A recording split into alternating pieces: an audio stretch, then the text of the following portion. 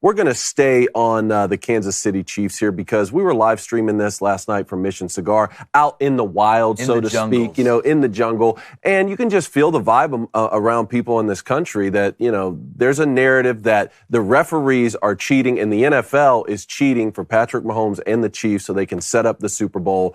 So we have a couple calls here. Obviously, we need to show the fourth down where it was called a stop for the Bills. We had the catch, the simultaneous catch that was reviewed and they called it a catch for Xavier Worthy, and then the delay of game. Those are the three I really want to hit on. But the basic statement is the referees cheated the Bills to get the Chiefs in the Super Bowl. Punter, go.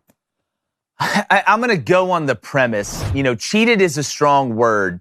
And if you look at penalty yardage, and sometimes the Chiefs don't get penalized more than the other team, but it's timing of the penalties. It seems like every time there is a bang-bang play, a 50-50 play, it somehow falls on the Chiefs' side.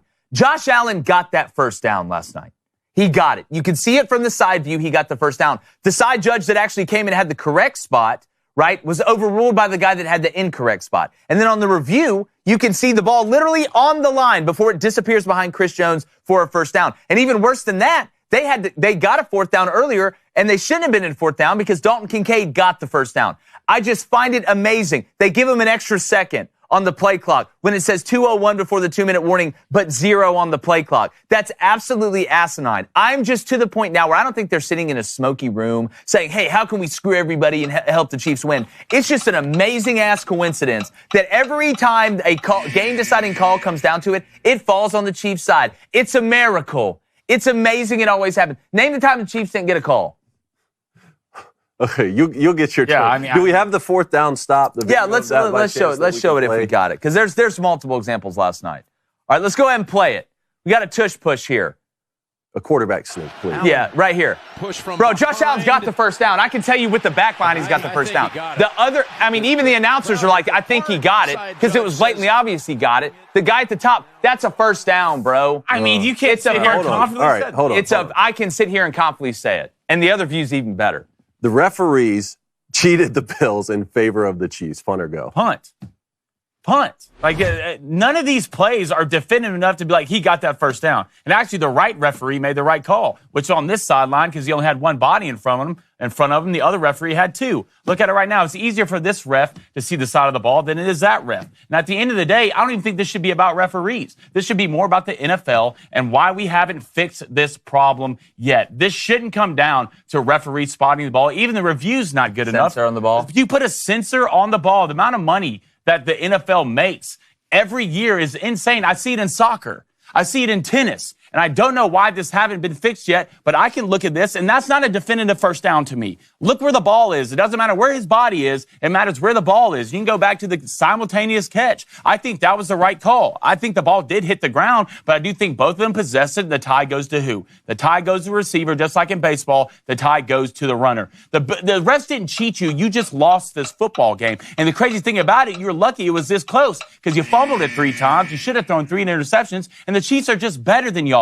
And it blows my mind that you think any team can line up on a Sunday and do what the Eagles do in a tush push. How about you just get the damn yard and not make it questionable? How about you just do that instead of just sitting back here and complaining about the refs? How about you get it done?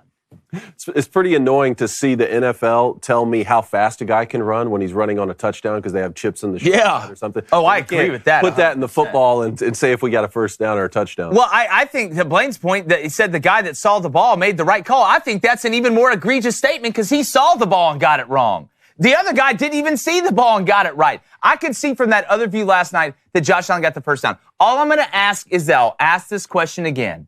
I can give you 1,000 examples of when the Chiefs got a break on the call in a bang-bang play. Give me one example in a big moment where the call went against the Chiefs. When he was playing Brady. Yeah. Guess what?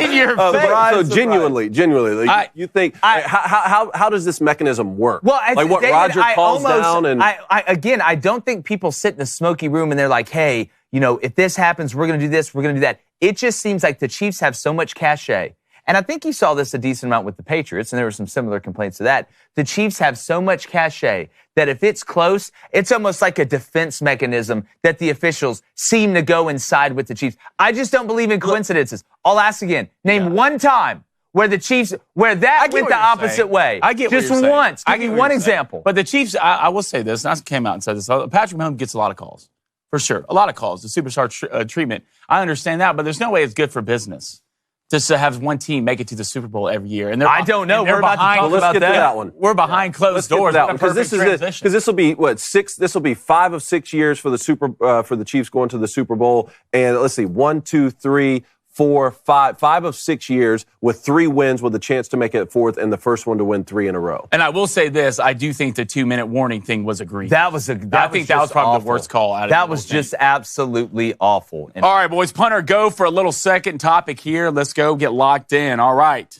The Chiefs versus the Eagles in the Super Bowl is good for NFL. Oh, I'm going to go for this. Yeah. Okay.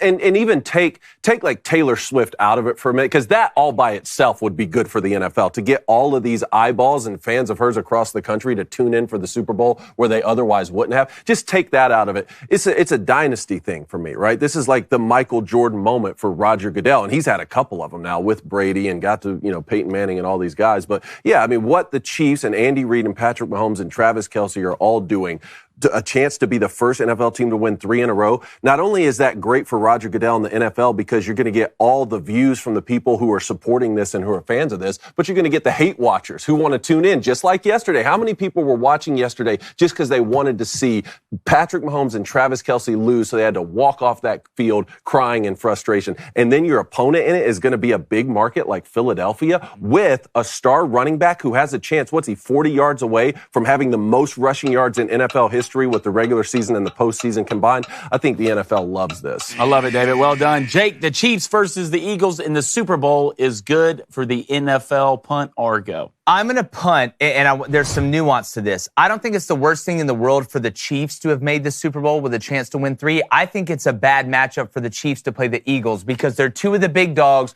2 of the people that everybody thought was going to be here. America likes either a dominant force or an amazing underdog. Not a dominant force and another kind of dominant force playing them. You need both of those stories. Think about it, guys. How much more intriguing would this be if it was, regardless of what happened, history would be made? The Chiefs would either win 3 straight Super Bowls for the first time ever, or a rookie quarterback could win the Super Bowl for the first time leading his team at the helm. You want a little bit of both, right? You want the Neapolitan, not just the chocolate or the vanilla. Yes, the hate watchers are going to show up for the Chiefs, but they're playing the Eagles. You need like a yin to the yang. You don't want to see 2 big dogs. It's like in the NCAA tournament. We love seeing a big-time team play well, but you know what we love the most? When they got to match up against FAU in the Final Four. Or there's some great story. It's half awesome, and it half kind of sucks. Hey, appreciate you guys being here. If you do not mind, please hit that subscribe button, hit that like button, and keep sharing the show.